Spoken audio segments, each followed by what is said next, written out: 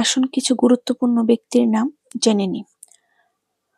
মোহাম্মদ ঘুরি প্রথম জীবন শুরু করেন একজন ক্রীতদাস হিসেবে।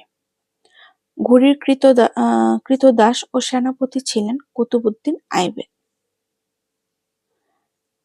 এর পরবর্তীতে পড়ব কুতুবউদ্দিন আইবেক সম্পর্কে। তিনি স্থায়ী মুসলিম শাসন প্রতিষ্ঠা করেন। দাস বংশের প্রতিষ্ঠাতা দিল্লির দিল্লির কুতুব মিনার নির্মাণ করেন। দানশীলতার জন্য তার নাম হয় লাখ বক্স।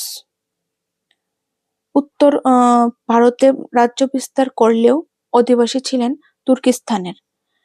শামসুদ্দিন ইলতুৎমিশ ভারতে মুসলিম শাসকদের মধ্যে প্রথম মুদ্রা প্রচলন করেন কে? ইলতুৎমিশ।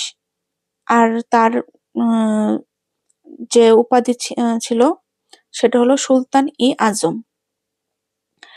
40 জন তুর্কি ক্রীতদাস নিয়ে বন্দেগার-ই-চেহেলগান বা 40 চক্র গঠন করেন তিনি। ইকতা প্রথা,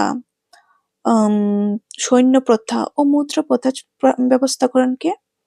ব্যবস্থা চালু করেন কে? ইলতুৎমিশ। সুলতানা রাজিয়া দিল্লির সিংহাসন আরোহণকারীর প্রথম মুসলিম নারী।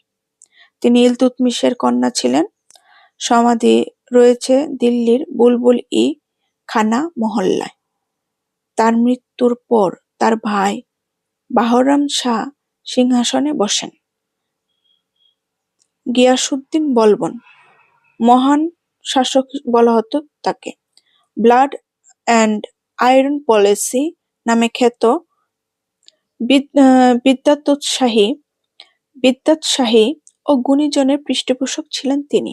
ভারতের তোতা পাখি বা ভারতের কণ্ঠস্বর নামে পরিচিত আমির খসরু অলংকৃত করেন বলবনের দরবার।